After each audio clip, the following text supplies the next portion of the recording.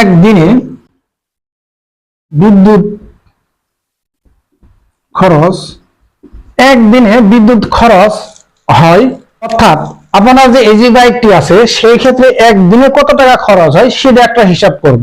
10 ঘন্টা যদি আপনি চালান, এক ইউনিট সমান 1000 ওয়াট, যে ওয়াট আওয়ার কে আমরা ভাগ করে কিন্তু আমরা পাইছি 10 কিলো ওয়াট আওয়ার, অর্থাৎ ইউনিট হচ্ছে 10 অথবা 10 কিলো ওয়াট আওয়ার, সেটা কিন্তু ইউনিট হিসেবে হয়।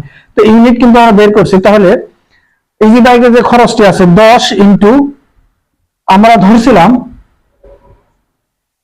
7.6 টাকা, অর্থাৎ 7.6 টাকা।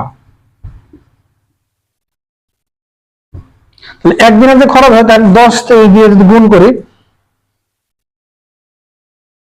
76 টাকা, 10 দিয়ে যদি গুণ করে 76 টাকা হয়। ইজি বাইকটি যদি 10 ঘন্টার চার্জ দেন, অর্থাৎ একদিন যদি চার্জ দেন তাহলে আসবে 76 টাকা। তাহলে যদি 76 টাকা আসে, এক মাসে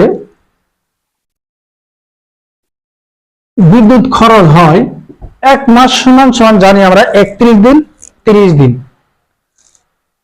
31 দিন 30 দিন 28 দিন, এক মাস হয়।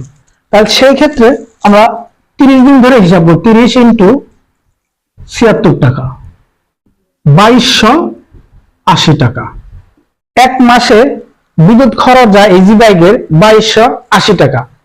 কম বেশিও হতে পারে, আপনার বিদ্যুৎ বিল ইউনিট অনুযায়ী কম বেশি হতে পারে। আপনার যে বাসাবাড়ির যে বিদ্যুৎ বিলের যে ব্যাপারটি আছে সেই টাকা অনুযায়ী কম বেশি হতে পারে, বা আপনার এরিয়া অনুযায়ী কম বেশি হতে পারে। সেই ক্ষেত্রে আপনার বাণিজ্যিক বিলের কারণেও হতে পারে, ইন্ডাস্ট্রির ক্ষেত্রেও হতে পারে আলাদা।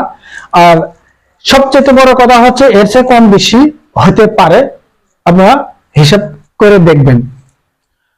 তো এই এক মাসে কত টাকা খরচ যায়, একদিনে কত টাকা খরচ যায়, একটি অটো চার্জ গাড়ি বা ইজি বাইক, আপনাদের অটো রিক্সা বা অটো ভ্যান কত টাকা মাসে খরচ যায়, কত টাকা একদিনে খরচ যায় 10 ঘন্টা, সর্বোচ্চ বা সর্বনিম্ন 10 ঘন্টায় একটা গাড়ি চার্জ দেওয়া হয়।